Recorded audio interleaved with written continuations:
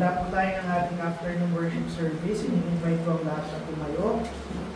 At makibukas po kayo sa hymn number 153. Wala po tayo sa screen ngayon. Sa hymnals na lamang po. 153. Nandiyan na po ang lahat. Sabay-sabay natin awitin. On the first verse, ready, sing.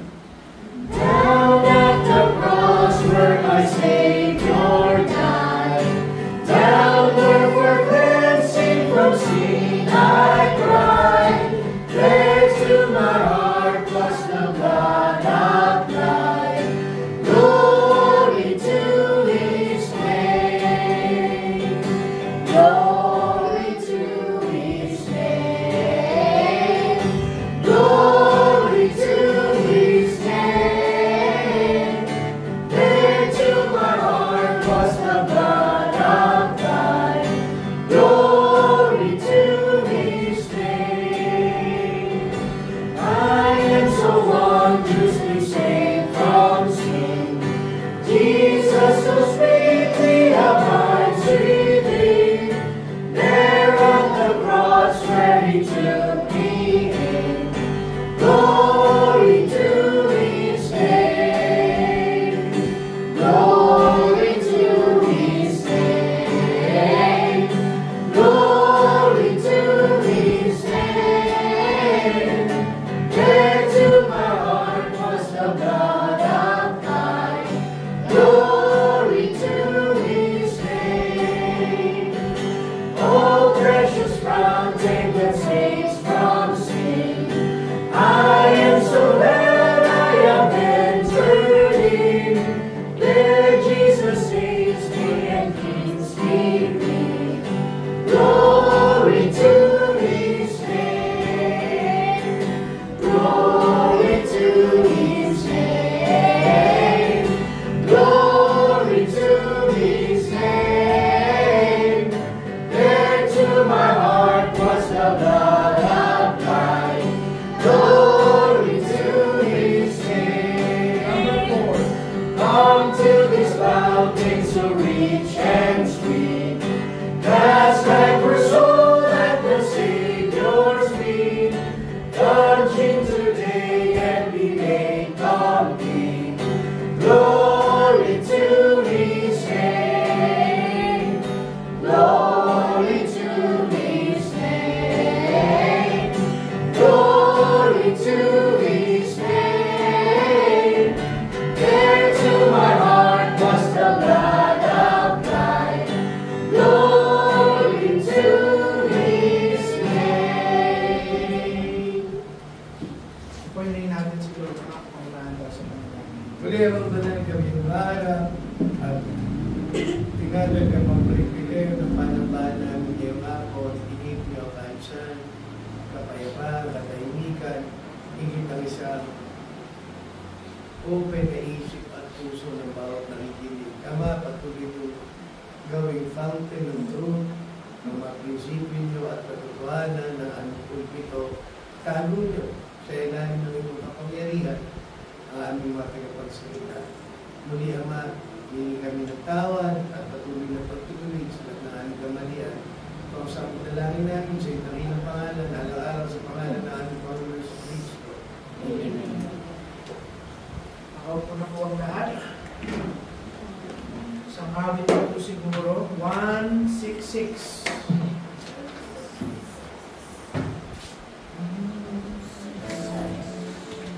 Kantahin lamang po natin ng 1, 3, 1, 2, and 4.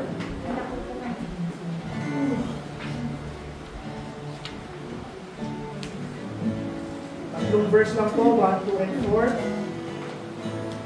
The first verse, ready, sing.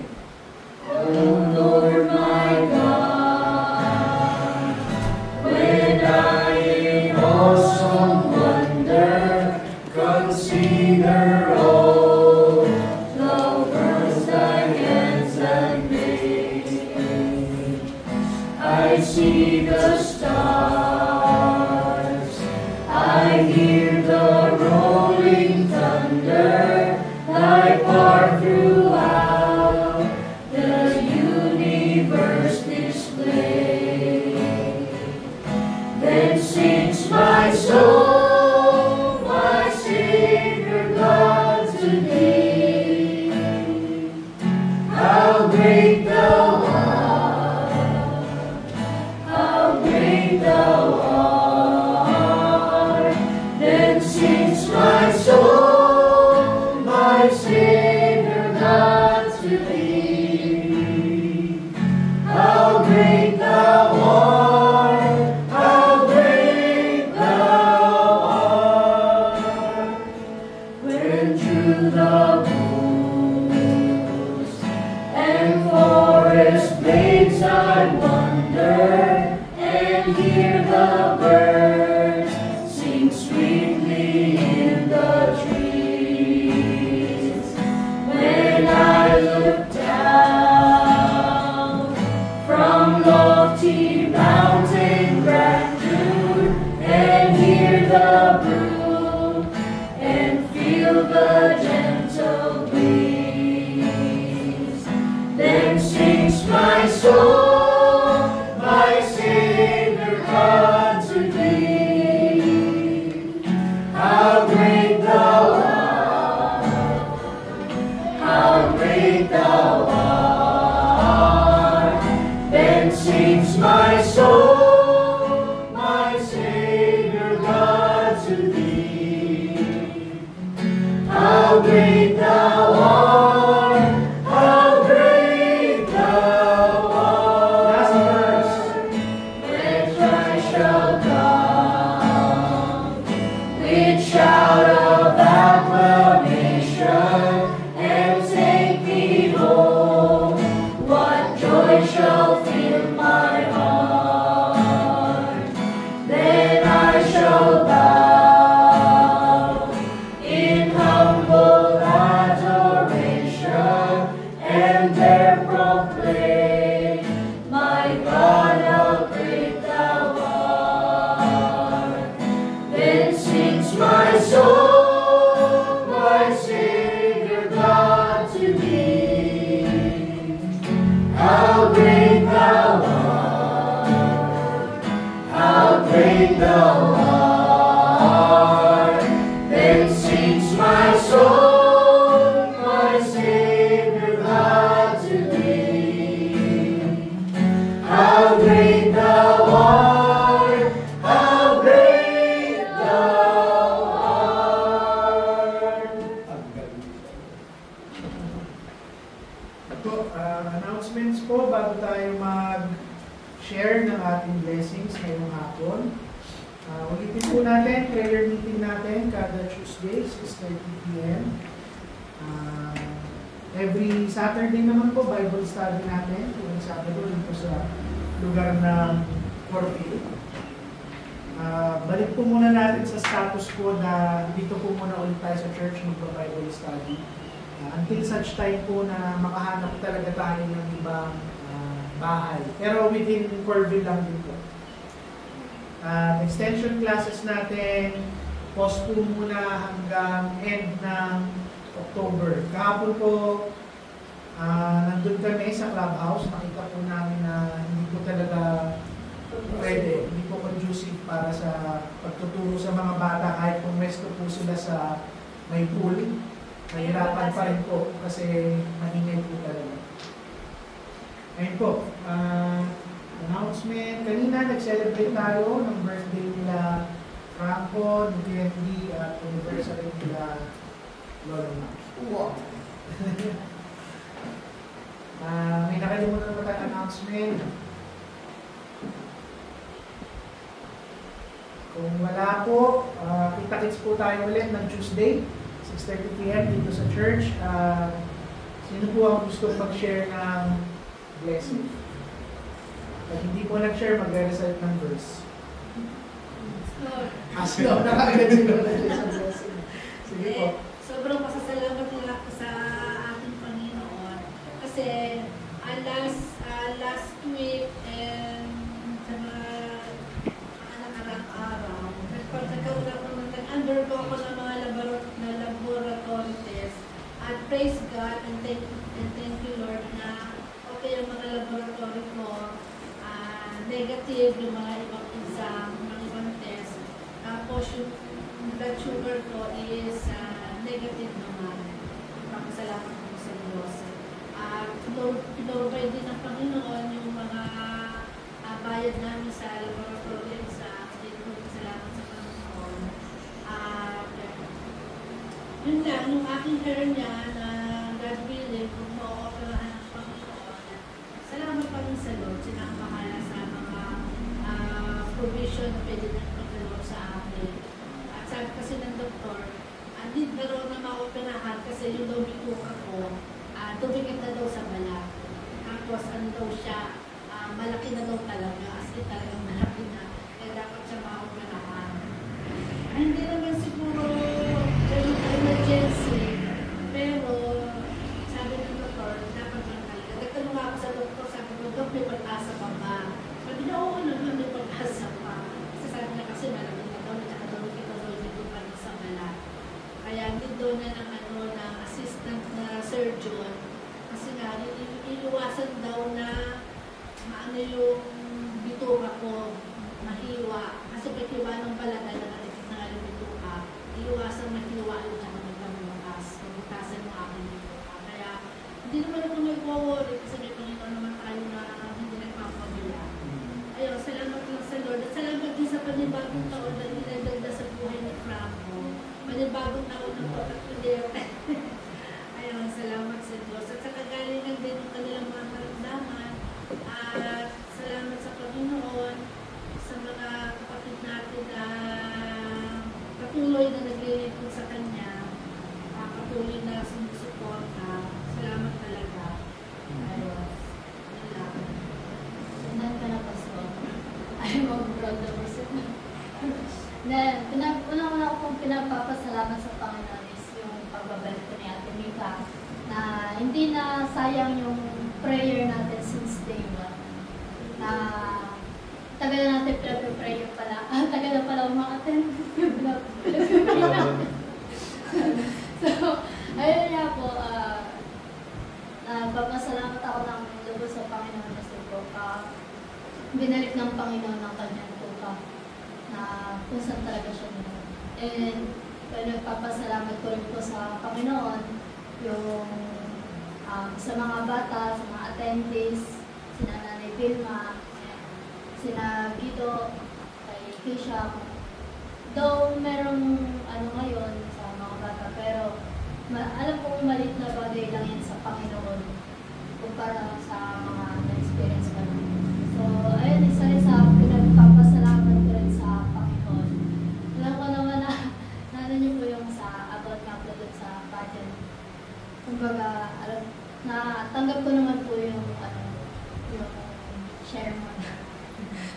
Pero, hindi ko alam kung paano ko siya i-share sa inyo guys. Kasi, kinausap ako nung head program namin.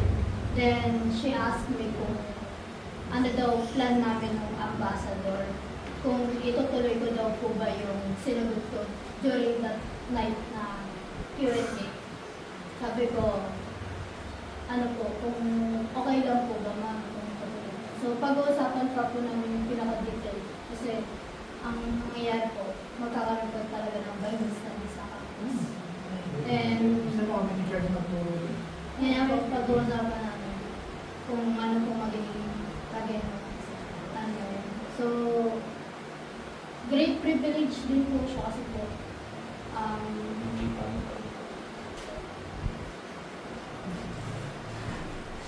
great privilege din po siya kasi po, kung sino man po yung mga souls talaga na pinili din ng Panginoon natin natin po. Diba?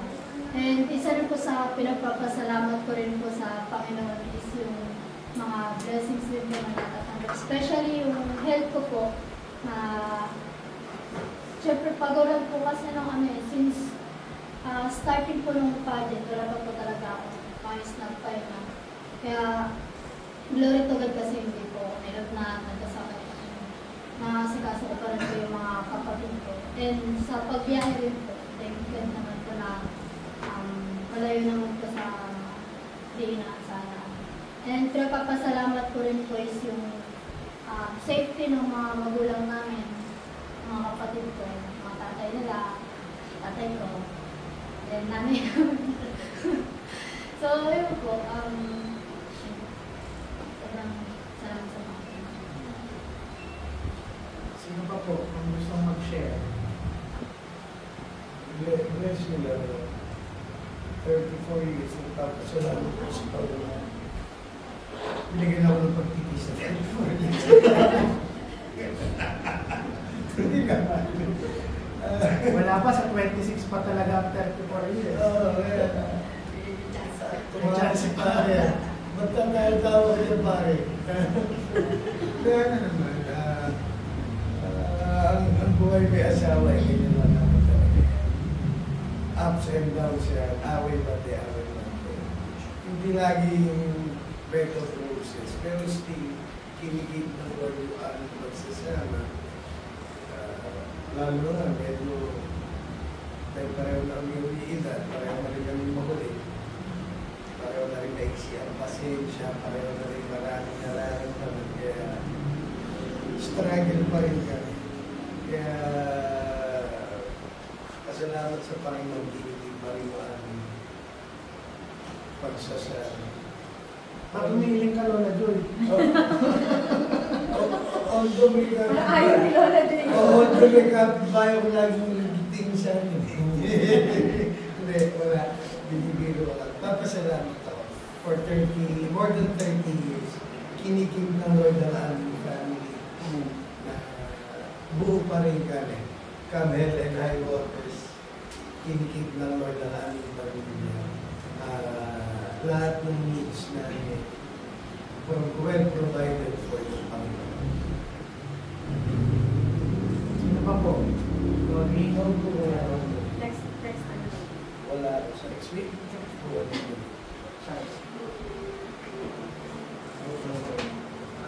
Napasalamat ko lang po sa Panginoon yung provision ng bigay sa pag-aaral ko.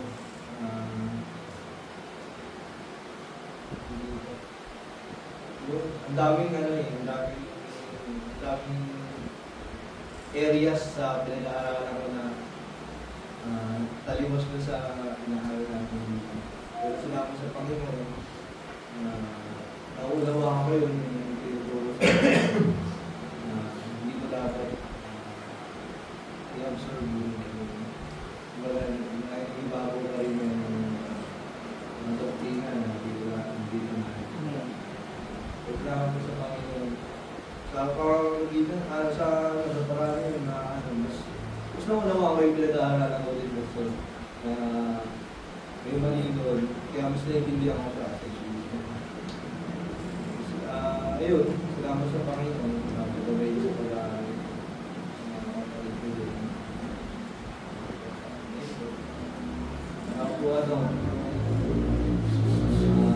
Binigay niyo po sa akin na kalakasan sa pag-aaral. Salita rin. Sana hindi na po. Kaya ako. Pagpasalamat mo ng church na wala ang wedding and Diyos. Wala po, ayun nga po. Tama Wala pang wedding, pinarado na eh. Wala pwede. Kaya lang po. Ayun po.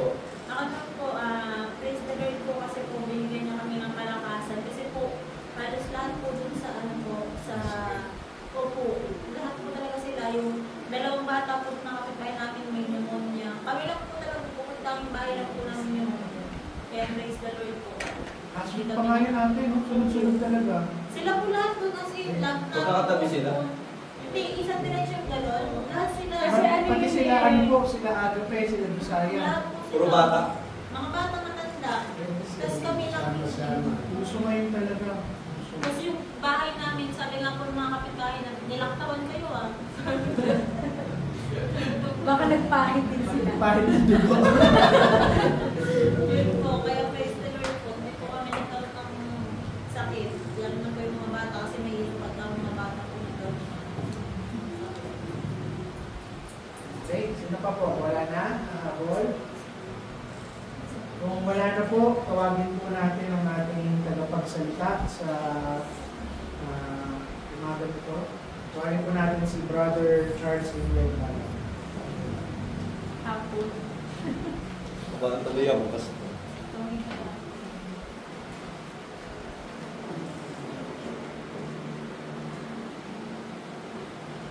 Sige po, hiniling ko po na tumayo po tayong lahat. Basahin lang po natin yung Psalms 3, verse 5 to 6 lang po. 5 to 6. Sige po, basahin po natin ng sabay-sabay. Ano po, Psalms 3, verse 5 to 6. I laid me down and slept. I awake, for the Lord sustained me. I will not be afraid of 10,000s of people that have set themselves against me round about. Sige po, manalangin po.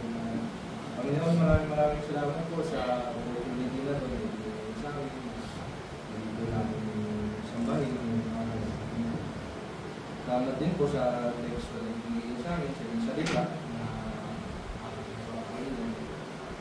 maraming po namin po sa pagpapanda ng ating spiritual sa pamumuhay ng may inintindihan, maunawaan ng bawat sa amin, bawat salita, natin po kami, kapahitin po kami.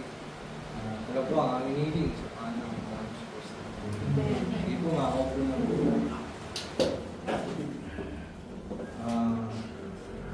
Tutuloy lang po natin yung series na tinuturo na inaaral po sa Psalms. Nasa Psalms 3 verse 5 to 6 na po tayo. Ito po yung pangatlo na bahagi ng Psalms 3. Natin ko po sa pangatlo. Una ko pong tinuro yung Psalms 1 and 2. Psalms 3 verse 1 and 2. Kung saan nakita dito na si David ay tumatakbo papalayo, tumatakas sa kanyang anak na si Absalom. At ang sitwasyon niya dito, nasa bingit siya ng kanyang buhay na dahil tinutugis nga siya ni Absalom. At pinapakita dito na ayun nga, ang nangyari, nagsisidamihan ang kanyang kalaban. Yung mga dati niyang kakampi, nasasakupan, is nagre-rebelde na laban sa kanya, lalo na ang kanyang anak. At sinabi pa doon na si David daw ay walang tulong na makukuha sa ating Panginoong Diyos.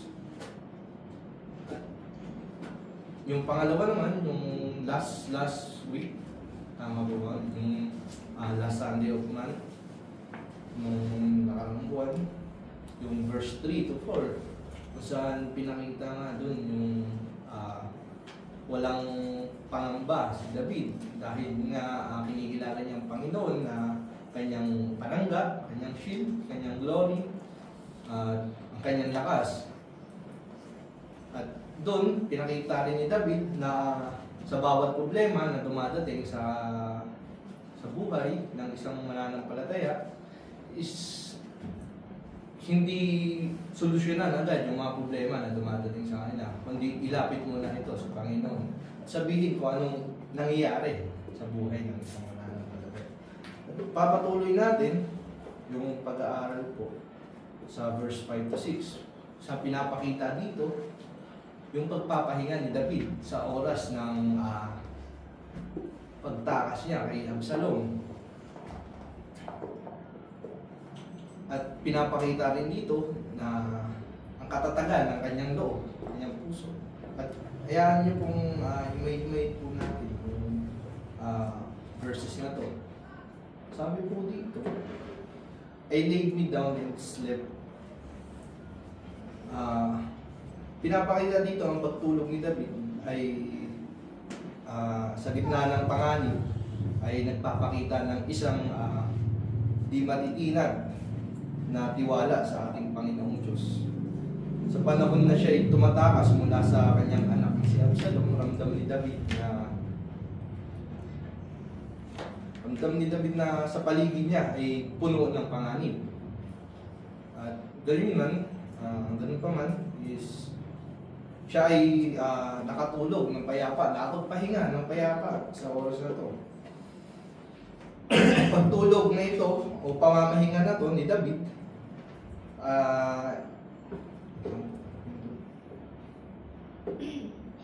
ay nagpapakita na ito ay hindi dahil sa kawalang pakialam sa sitwasyon na kanyang kinakaharap, kundi sa katiyakan ng kanyang pananampalataya sa ating Panginoong Diyos. Pinapakita dito na kapag ang puso ay buo, ang puso ay lubos na nagtitiwala sa ating Panginoong Diyos, kahit sa gitna ng panganib, nagiging lugar to ng kapayapaan. Si David, pinapakita dito na siya ay walang takot na pumikit o mamahinga sapagkat alam niyang ang Diyos ang nagbabantay sa kanya. Sa paglubog, sa pagtulog ni David, sa pagpapahinga ni David, pinapakita niya ang kanyang pananalig na kahit sa oras ng kawalan ng kakayahan, ang Diyos ay patuloy na nakabantay at nakaalalay sa kanya.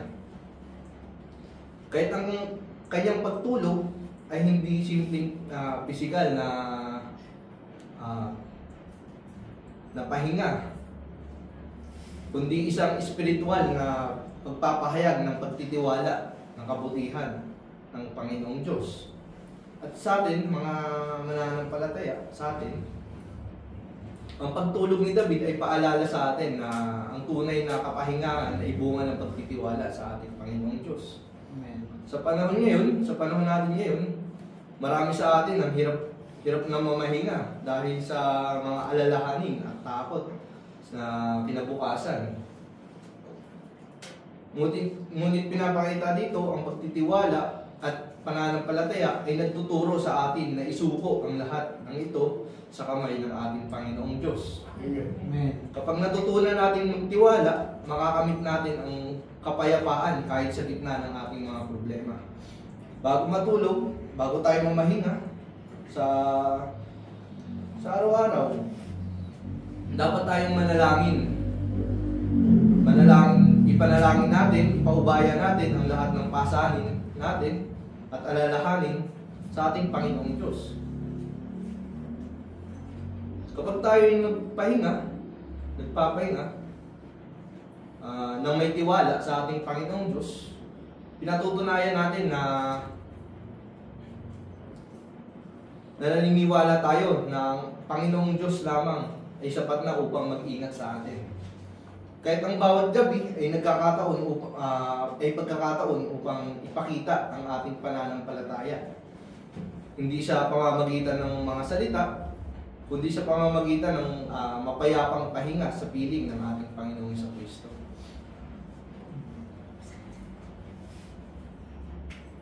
Paano ba nito nagiging simbolo ang kapayapaan ng pagtulog o pamamahinga sa presensya ng ating Panginoong Diyos? Ang pagtulog o pagpapahinga sa presensya ng ating Panginoong Diyos ay simbolo ng kapayapaang hindi kayang ipaliwanag ng kahit sino. Si David ay nakatulog. Sabi niya doon, I slept. Kahit nasa panganib na dahil dama niya ang katiwasayan sa presensya ng ating Panginoong Diyos. Sa pagpapahinga niya nito, pinapakita ni David na ang Diyos ang kanyang tagapagtanggol at ang kanyang sandigan.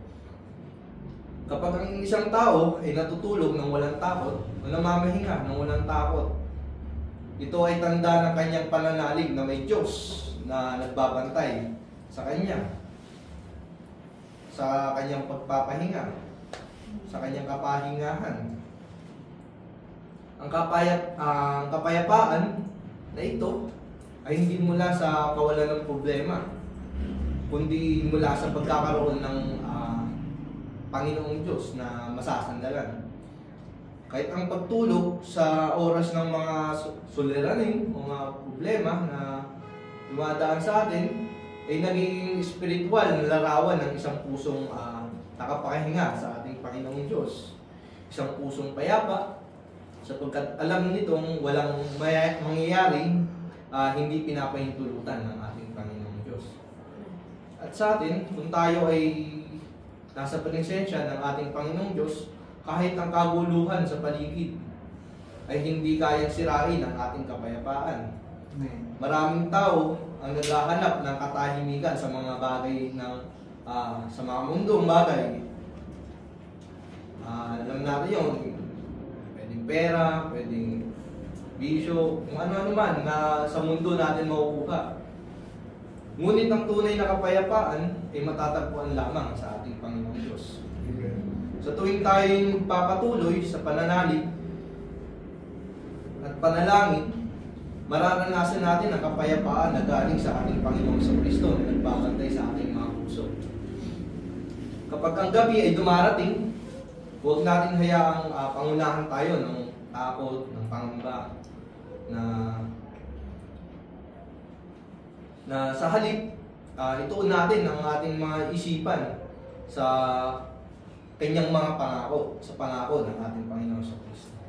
Kung tayo ay lalapit sa ating Panginoong Diyos, bago tayo mamahinga sa araw-araw, mararanasan natin ang katahimikan na hindi kayang ibigay ng mundo. Ang pagtulog sa presensya ng ating Panginoong Diyos o sa pamamahinga sa ating Panginoon ay maging paalala na hindi natin kailangang magpuyat o pag-isipan ng malalim. Bantayan ang ating mga problema sa buhay sapagkat siya ay gising at tapat na nagbabantay sa atin magpakailanman. Mahalagang kilalanin natin ang pag-iising. Sabi nga dun, di ba? I awake. Mahalagang kilalanin natin ang pag-iising ay biyaya at hindi lamang natural na pangyayari sa ating buhay. Ang pag-iising bawat umaga o sa bawat pagpapahinga natin, pagkatapos natin mamahinga ay hindi dapat ituring na karaniwang nangyari lamang, kundi isang malinaw na patunay ng biyaya ng ating Panginoong Diyos. Sabi nga doon, I awake, for the Lord sustain me. Habang siya ay natutulog, si David, habang natutulog, wala siyang kakayahang protektahan ng kanyang sarili. Ngunit siya ay ginising ng ating Panginoong Diyos. Pinapakita nito ang buhay ay hindi hawak ng tao, kundi hawak ng ating Panginoong Diyos ang ating buhay. Bawat paggising ay bagong pagkakataon upang magpasalamat at maglingkod sa ating Panginoong Diyos. Kung ang Diyos ay hindi magbibigay ng pahinga, wala tayong kakayahang bumangon. Kahit ang pagbangon sa umaga o sa ating pamamahinga ay dapat maging paalala ng kanyang kabutihan at katapatan. Ang mga salitang ito, nasabi dito, for the Lord sustain me, ay nagpapatunay na walang buhay na nagpapatuloy na hiwalay sa kanyang biyaya. Kapag kinilala natin ito, nagkakaroon tayo ng pusong magpasalamat sa ating Panginoong Diyos at mas handang magtiwala sa kanyang mga plano araw-araw. Para sa atin, kapag tayo ay nagigising sa araw-araw, dapat nating simulan sa pasasalamat. Ang simpleng paggising ay hindi aksidente na nangyayari sa atin. Ito ay isang ipinagkaloob ng ating Panginoong Diyos. Amen. Sa halip na agad tayo ay abalahin ng mga gawain o problema, simulan natin ang araw sa panalangin at magpapasalamat sa kanyang katapatan. Kung marunong tayo magpasalamat, nagiging mas magaan ang ating buhay. Bawat paggising o pagbangon ay pagkakataon upang tuparin ang layunin ng ating Panginoong Diyos para sa atin.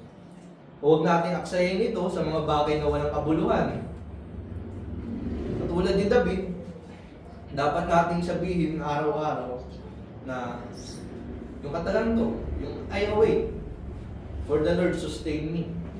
Amen. Ang pagkilala na ang Diyos ang nagpapanatili sa atin ay nagbubunga ng mas malalim na pananampalataya at mas masiglang paglilingkod sa Kanya. Sa bawat paggising, alalahanin natin, isa itong biyaya, hindi karapatan. Ano bang ibig sabihin ni David dito sa The Lord sustain me? Sa context ng buhay ni David. Sabi dito, ito ay nagsasaad ng patuloy na pag-alala ng Diyos kay David.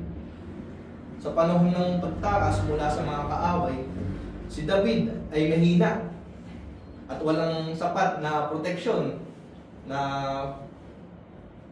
walang sapat na proteksyon. Ngunit sa kabila ng lahat, hindi siya bumagsak sapagkat ang Diyos ang kanyang lakas at tagapagsuporta sa kanya. Ang salitang sustain ay nangangahulugang pinanatili o inaalalayan o pinapalakas. Ang Diyos ang dahilan kung bakit nakatulog si David, nakapagpahinga si David, at bakit siya nagising sa kanyang pagpapahinga. Siya rin ang nagbigay ng kapangyarihan upang magpatuloy sa laban na kanyang kinakaharap. Ang pahayag na ito, ang salita na ito, ang pahayag na ito, ay patotoo na ang kaligtasan at kalakasan ng tao ay mula sa Diyos lamang. Ang lahat ng kakayahan nating mabuhay ay galing sa kanyang kabutihan, sa kanyang awa. Sa bawat sandali, siya ay nagbibigay ng sapat na biyaya upang makayanan natin ang anumang pagsubok na dumadating sa atin. Tulad ni David, dapat nating aminin na ang ating lakas ay hindi sa atin, kundi sa Diyos ang nagpapanatili nito sa atin. Para sa atin, itong The Lord sustain me ay dapat na maging pang araw-araw na pananalita ng bawat mananampalataya. Sa bawat hininga, sa bawat tagumpay, at sa bawat araw na nalalampasan natin, ang Diyos ang dahilan. Kung minsan nakakalimutan natin na ito ay inaakala natin na tayo ang may kontrol ng ating buhay. Ngunit kapag huminto tayo sa ganitong gawain at inisip natin kung paano tayo pinanatili ng ating Panginoong Diyos sa gitna ng mga problema, dapat tayong mapuno ng pasasalamat.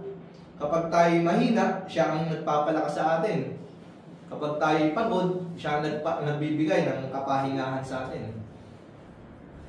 Kahit sa halip na magreklamo sa bigat ng buhay, ang suliranin sa buhay, pasalamat tayo sa kanyang pag-aalaga sa atin.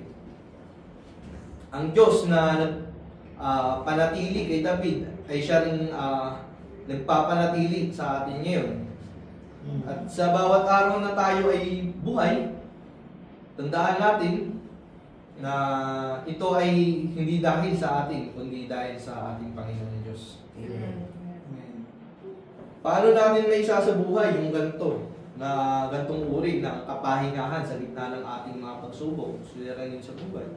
Isasabuhay natin ito ang gantong kapahingahan ni David sa pamamagitan ng pagtitiwala sa pagsuko at pagtitiwala at pagsuko sa ating Panginoong Diyos. Una, kailangan natin tanggapin na hindi natin kayang kontrolin ang lahat ng bagay. Tulad ni David, dapat tayong magtiwala sa Diyos kahit sa gitna ng panganib, sa gitna ng suliranin natin. Pangalawa, dapat tayong masanay na laging nananalangin. Ilapit natin sa Kanya ang lahat ng ating alalahanin sa halip na pag-isipan ito ng magdamag.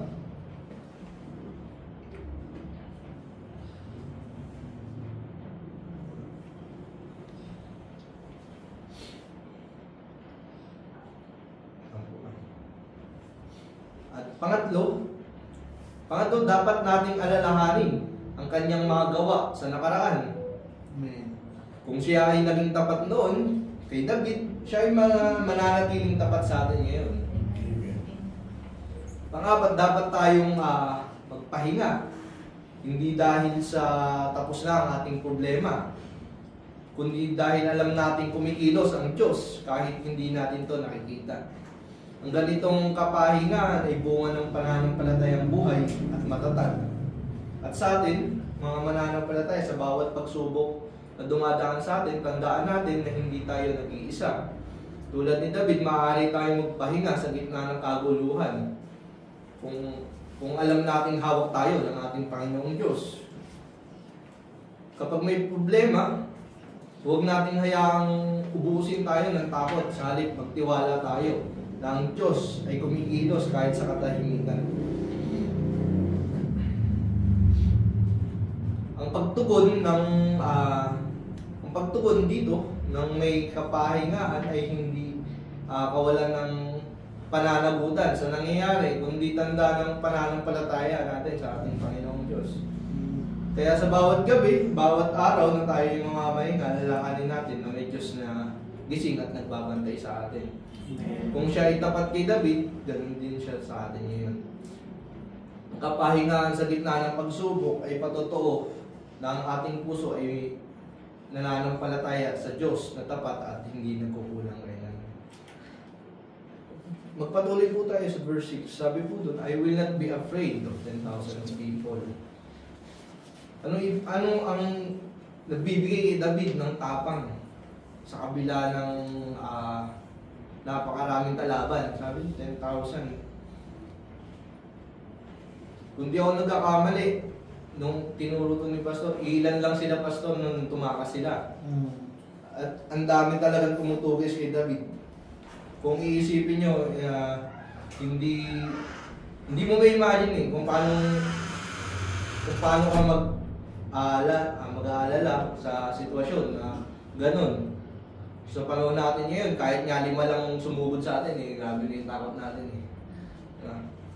Pero dito, pinapakita na habang napapalibutan siya, sabi doon, 10,000 people, ang kanyang puso ay hindi na nginginig dahil alam niyang ang Diyos ay nasa kanyang panig. Ang presensya ng Diyos ang nagbibigay ng tunay na tapang. Alam ni David na kung ang Panginoon, ang kanyang tagapagtanggol, ang kanyang shield, walang mangyayaring masama sa kanya. Ang takot ay natural sa tao. Ngunit sa pananampalataya ay nagbibigay ito ng kapayapaan sa gitna ng takot. Ang tapang ni David ay bunga ng pagkakilala sa karakter ng ating Panginoong Diyos, na ang Panginoon ay matapat, makapangyarihan at hindi nagkukulang. Ang kanyang kumpiyansa ay hindi sa bilang ng mga kalaban, kundi sa Diyos na mas dakila kaysa sa libo-libo niyang kaaway. Ang ganitong tapang ay hindi pagmamalaki, kundi pagpapakumbabang umaasa sa ating Panginoong Diyos. Amen. Pinapakita ni David na ang taong nagtitiwala sa Panginoon ay kayang tumayo kahit sa gitna ng panganib. At sa atin, kapag tayo ay napapaligiran ng mga suliranin, madalas tayong natatakot at nawawalan ng tiwala. Ngunit tulad ni David, maaari din tayong magkaroon ng tapang kung unahin natin ang magtiwala sa ating Panginoong Diyos.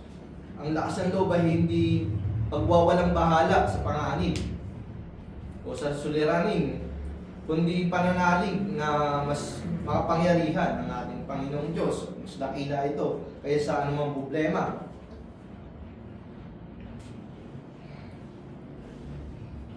Sa tuwing may pinoproblema tayo, ano man yan, kung sakit man yan, kalungkutan man yan, o kahit anong problema na pwedeng dumating sa atin, alalahanin natin na kasama natin ang ating Panginoong Diyos. Ang panalangin ay sandata natin laban sa takot. At ang salita ng Diyos na nagbibigay ng katiyakan nito. Ang tapang ni David ay dapat maging inspirasyon natin na manindigan sa pananampalataya kahit tila mag-isa tayo. Kung ang Diyos ay kakampi natin, hindi natin kailangan mangamba sa dami ng ating mga problema. Ang tunay na tapang ay bunga ng paniniwalang walang mas dakila sa kapangyarihan ng ating Panginoong Diyos. At paano ba pinapakita ng verse na to, verse 6? ang kapangyarihan ng pananampalataya kaysa sa takot. Pinapakita nito na ang pananampalataya ay mas makapangyarihan kaysa sa takot. Dahil pinapalitan nito ang pangamba, ang katiyakan. Sa natural na kalagayan natin, sino mang napapalibutan ng libo-libong alaman o problema, ay nangangatog. Mangangatog sa ganitong sitwasyon. Ngunit si David ay kalmado dahil alam niya ang Diyos ay higit sa lahat ng panganib o problema.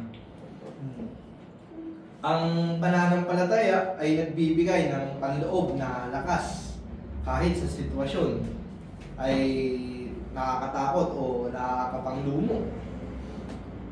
Pag nagtitiwala tayo sa ating Panginoong Diyos, ang ating paningin ay hindi nasa laki ng ating problema, kundi sa kadakilaan ng ating Panginoon. Ang takot ay napapahina. Ang takot ay nagpapahina sa atin. Ngunit ang Panginoon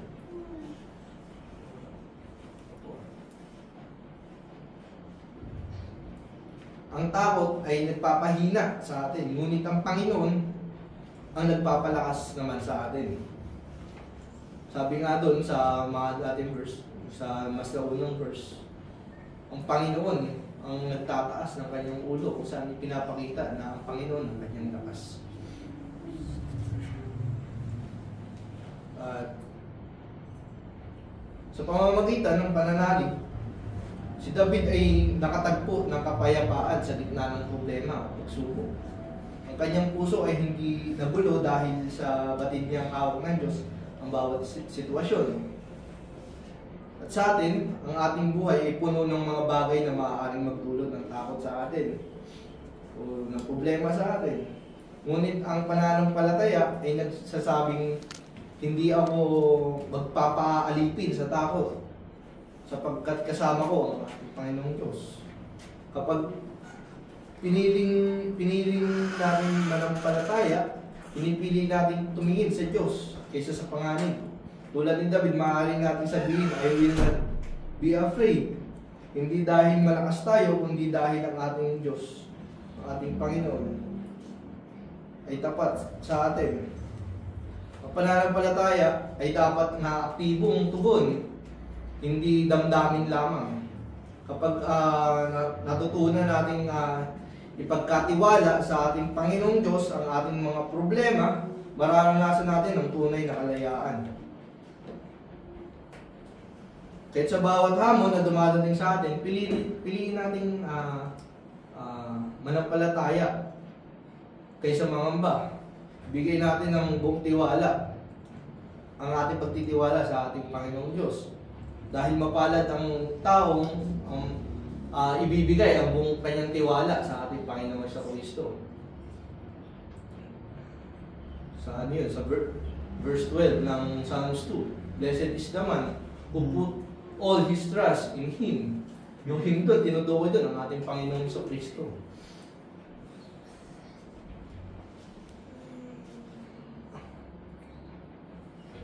At sabi pa dito, 10,000 of people. At ano bang ibig sabihin nito, ng salitang ito, sa buhay ng isang mananampalataya ngayon?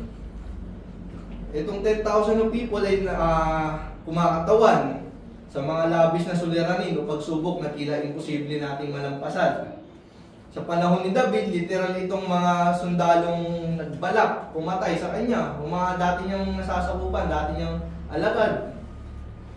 Ngunit sa buhay natin ngayon, ito ay maaaring tumutukoy sa matitinding tukso, problema o kalungkutan na pumapalipot sa atin. Itong 10,000 to ay larawan ng isang matinding panganib ng mga sitwasyong pinipilit tayong sumuko.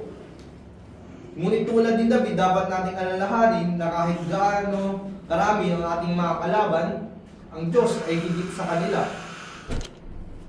Sa pananampalataya, natutunan ni David na ang dami ng problema ay walang halaga sa kapangyarihan ng ating Panginoong Diyos.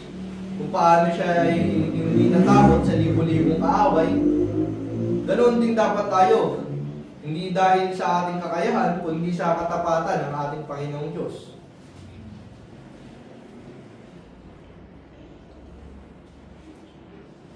At para sa atin, itong 10,000 na to na sinasabi dito, pinapahayag sa ating panahon ay maaaring ito yung mga ano bang pwede, mga sakit, mga problema na dumadating sa atin, alitan o mabibigat na responsibilidad. Sa halip na mabalot tayo ng takot o pangamba, tayo ay magtiwala sa ating Panginoong Diyos.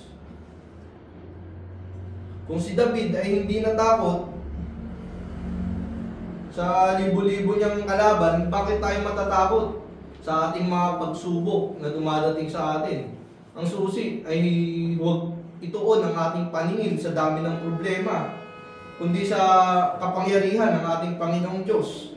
Kapag natutunan natin na magtiwala, mawawala ang takot at mapapalitan ito ng katiyakan. Pinapakita dito na itong 10,000 ito ay hindi parang para takutin tayo, kundi para ipakita kung gaano kaluwalhati ang ating Panginoong Diyos kapag siya'y nagtagumpay sa ating sitwasyon.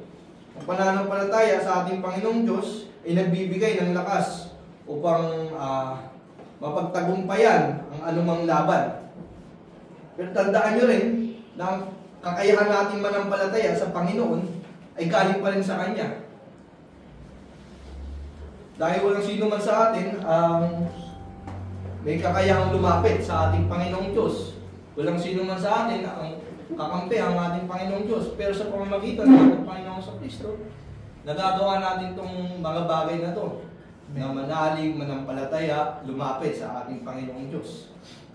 At paano nakatutulong itong karanasan ni David upang turuan tayong magtiwala sa ating Panginoong Diyos sa panahon ng matinding pagsubok?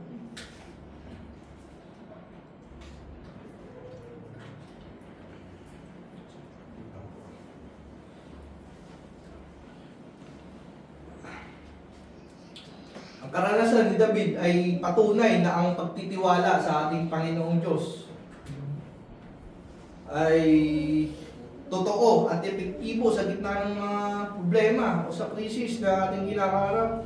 Sa halip na mawalan ng pag-asa habang tumatakas, si David mula kay Absalom, pinili niyang manampalataya. Hindi siya gumawa ng kahit anong kilos na para makaiwas kay Absalom. Ang una niyang ginawa, lumapit sa ating Panginoon at sabihin lahat ng kanyang nangyayari sa kanyang buhay. Pinapakita ni David na ang Diyos ay hindi kailanman nagkukulang sa kanyang mga anak. Ang Psalms 3, dito sa Psalms 3, ay ginamit ni David ang kanyang karanasan bilang patotoo. Hindi lamang ng kanyang tapang, kundi ng kabutihan ng ating Panginoong Diyos. Pinapakita niya na ang pananalig at pagtitiwala ay kayang magbigay ng kapayapaan kahit sa gitna ng mga problema na dumadaan sa atin. Kung paano siya sinustain ng ating Panginoong Diyos sa kanyang pagtulog at binigyan ng lakas sa kanyang pagbangon, sa kanyang paggising. Gayon din niya tayo aalalayan sa ating mga laban, sa ating mga problema. Ang buhay ni David para sa atin, mga mananampalataya, ay dapat magsilbing inspirasyon sa atin na magtiwala sa ating Panginoong Diyos. Sa lahat ng panahon, kapag dumaraan tayo sa mga pagsubok, alalahanin natin kung paano sinamahan ng ating Diyos si David sa gitna ng panganib. Ang parehong Diyos na tumulong sa kanya ay siya rin tutulong sa atin ngayon. Kapag tayo ay natatakot o napanghihinaan, balik tayo sa pangako ng ating Panginoong Diyos sa kanyang mga salita. Sa bawat karanasan ni Haring David, nakita natin ang tiwala sa ating Panginoong Diyos ay nagbubunga ng kapayapaan at katatagan. Kahit sa bawat unos o o sa bawat problema ng ating buhay, huwag tayong tumingin sa laki ng ating mga laban, kundi sa katapatan ng ating Panginoong Diyos, sa kapangyarihan ng ating Panginoong Diyos. Tumingin tayo sa ating Diyos na may hawak sa ating buhay. Ang pananampalatayang tunay ay hindi umaatras. Ito'y patuloy na umaasa kahit hindi pa nakikita ang resulta. Tulad ni David, natutunan din natin sabihin, I will not be afraid. Amen. At ano to, yung uri ng pananampalataya ang kailangan upang masabi rin natin, I will not be afraid. Ang uri ng pananampalatayang ito ay kailangan upang masabi natin na I will not be afraid ay isang pananampalatayang buo, matibay, at nakaugat sa ating Panginoong Diyos. Ito ay hindi pansamantalang tiwala kapag maganda ang ating mga sitwasyon, kundi matatag na pananalig kahit sa gitna ng mga problema. Amen. Si David ay hindi nagbubulag-bulagan sa kanyang kalagayan dito. Alam niyang maraming tumutugi sa kanya pero pinakita dito na pinili niyang tumingin sa ating Panginoong Diyos kaysa sa mga kalaban at ang ganitong pananampalataya ay nakabatay sa pagkilala kung sino ang Diyos. Makapangyarihan, matapat, at hindi nagbabago. Ang taong may ganitong pananampalataya ay nakakatulog ng payapa, nakapagpahinga ng payapa. Nagiging nagigising ng may lakas at umaharap sa mundong to na may kapanatagan sa kanyang puso. Ang ganitong pagtitiwala ay bunga ng malalim na relasyon sa ating Panginoong Diyos.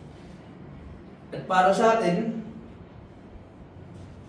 kung nais nating masabi na I will not be afraid, kailangan nating palalimin ang ating relasyon sa ating Panginoong Diyos.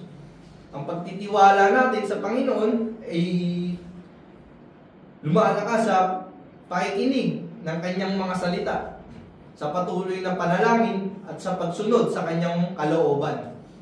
Kapag nakasanayan nating lumapit sa ating Panginoong Diyos sa bawat suliranin, sa bawat takot, unti-unti tayong natututong magtiwala kahit sa gitna ng ating mga problema.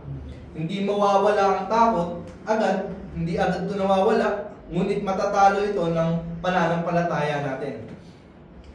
Ang susi ay kilalanin ng ating Panginoong Diyos araw-araw sa ating buhay, sapagkat ang tiwala ay hindi mabubuo kung hindi natin siya kilala ng malalim. Ang taong nakaranas ng kabutihan ng ating Panginoong Diyos ay kayang sabihin ng I will not be afraid, sapagkat nakita niya ang katapatan ng ating Panginoong Diyos sa nakaraan. Kaya sa halip na tumingin sa mga problema, ituon natin ang ating mga mata sa Diyos na nagbibigay ng tapang at kapayapaan na walang iba kundi ang ating Panginoong Jesucristo. Amen. At dito sa Psalms 3 verse 5 to 6 ito ay makapangyarihang paalala na ang tunay na kapayapaan at kapanatagan ng ating puso ay nagmumula lamang sa presensya ng ating Panginoong Diyos na Panginoong Jesucristo. Si David ay nakatulog at nagising ng payapa sa gitna ng panganib, hindi dahil ligtas ang kanyang kalagayan, kundi dahil naroon ang presensya ng ating Panginoong Diyos sa kanyang piling. Sa panahon sa parehong paraan, pinapakita dito ang bawat mananampalataya ay hanap ng kapahingahan. Hindi sa katiyakan ng mundo, kundi katiyakan na ang Panginoong Jesucristo mismo ang nagbibigay. Ang Panginoong Jesucristo mismo ang nagbabantay, nagliligtas, at nag-iingat sa bawat mananampalataya.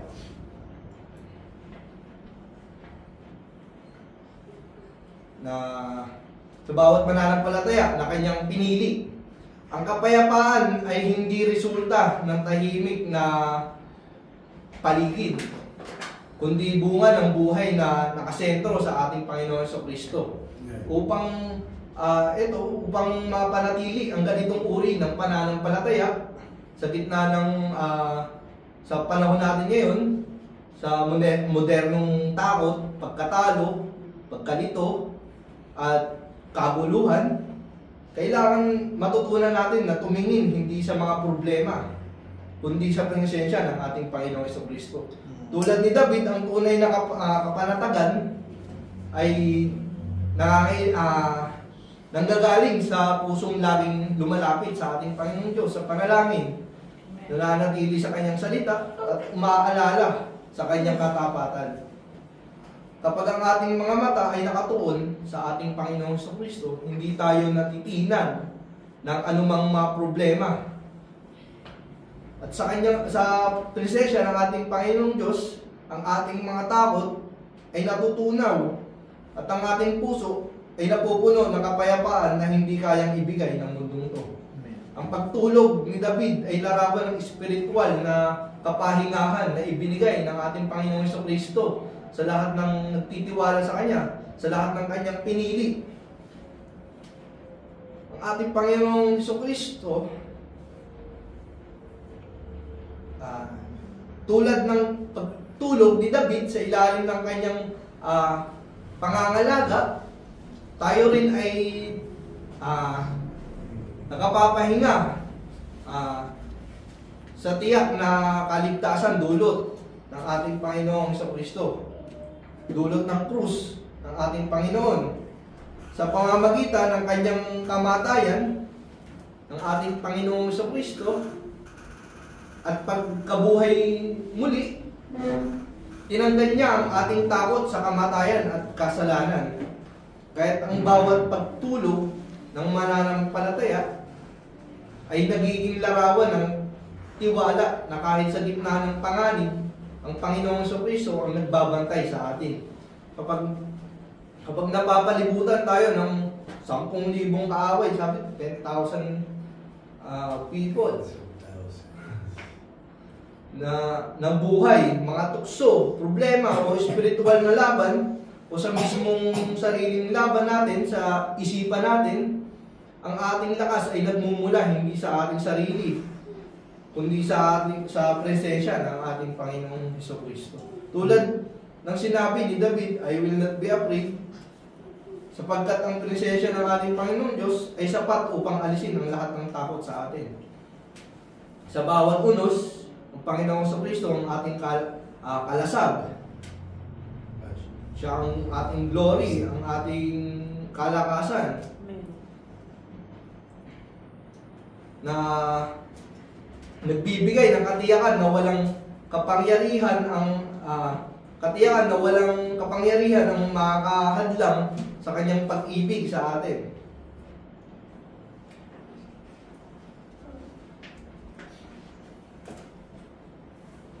At dito, hinahamon tayo ng verse na to, verse 5 and 6, na suriin natin ang ating pananampalataya at pagtitiwala sa ating Panginoong Jesucristo.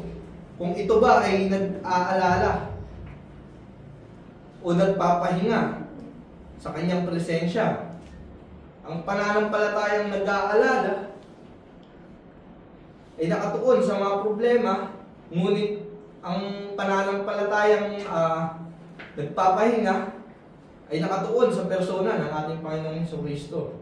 Kapag ang ating puso ay nakapahinga sa Kanya, natatagpuan natin ang kapayapaang hindi kayang ipaliwanag ng mundong ito. Itong Psalms 3 verse 5 to 6 ay nagtuturo na ang tunay na kapahingahan at kapanatagan ay matatagpuan lamang sa ating Panginoong Jesucristo. Sa halip na sa piling niya, ang bawat mananampalataya ay nakakapagpahinga o nakakatulog ng may kapayapaan at nagigising ng may pagpapasalamat, sapagkat ang Panginoong Jesucristo mismo ang ating tagapangalaga, tagapagligtas, at pinagmumulan ng walang hanggang kapayapaan. At dito po natatapos ang ating pakikinig. Manalangin po tayo. Panginoong Diyos, maraming salamat po sa inyong mga salita. Gawin magamit po namin ito sa pang-araw-araw na buhay. Kayo lang po ang aming lakas, ang aming shield, ang aming glory, ang aming lakas na sa inyo lang po kami sasandal, sa inyo lang po kami lalapit, Panginoon, sa araw ng aming kahinaan, Panginoon. Kayo po ang aming Diyos na makapangyarihan. Gabayan niyo pa po kami sa araw-araw, ingatan niyo po kami, patawarin niyo po kami sa aming mga kasalanan po kulang. Ito lang po ang aming hiling sa matamis sa pangalan ng Panginoon si Kristo. Amen.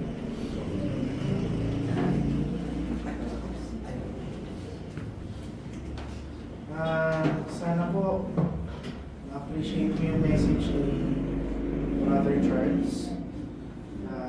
Makikita niyo po simula nung nagturo siya sa atin ng Psalms chapter 1, malaki na yung improvement ni Charles sa pagtuturo.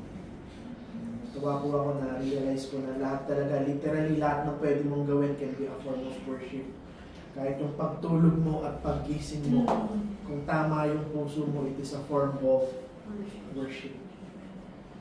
Tinitake for granted natin yung maliliit na bagay na maaaring palang doon natin mapapurihan ng Panginoon. Sige po, isang awit. Bro, ano ba yung ano? Leaning? Alinis. Anong page? Nakakabot naman ako ng isang ano. Leaning on the everlasting arms. Magandang pangtapos po dahil sa mensahe. 179. Walang words. Walang words. Sige, ano na lang tayo. Higher ground, 67. Higher ground.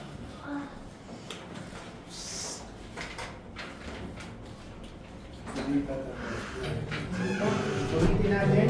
1, 2, and 4. Tumayin tayong lahat.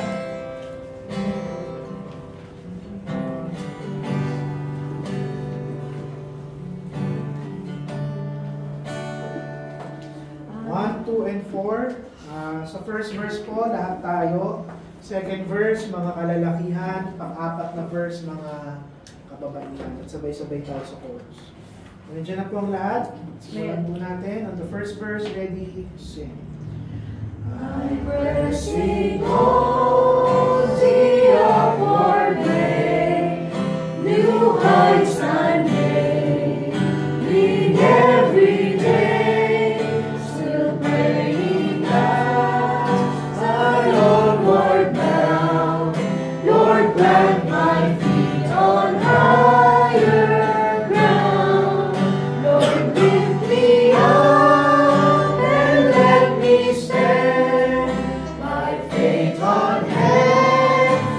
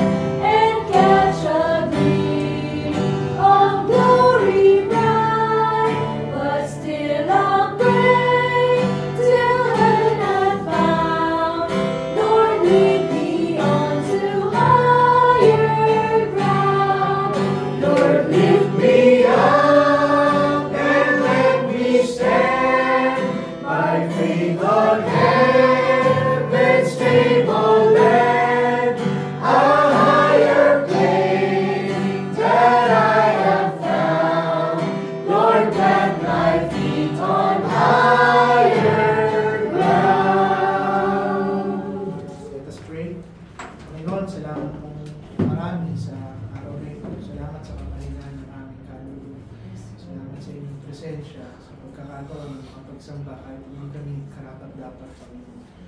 Salamat sa lahat ng kaluluwa na dinala niyo, Panginoon. Sa bawat linggo, Panginoon, na nagdadala kayo ng mga kaluluwa. Pinapapurihan namin kayo, Panginoon. Dalangin namin ang siguraduhan ng kaligtasan ng bawat isa, Panginoon. Paglakad namin sa kabanalan sa araw-araw. Patawad niyo, Panginoon, ng mga oras at sandali sa nakalipas na linggo na inuuna namin ang aming sarili, Panginoon.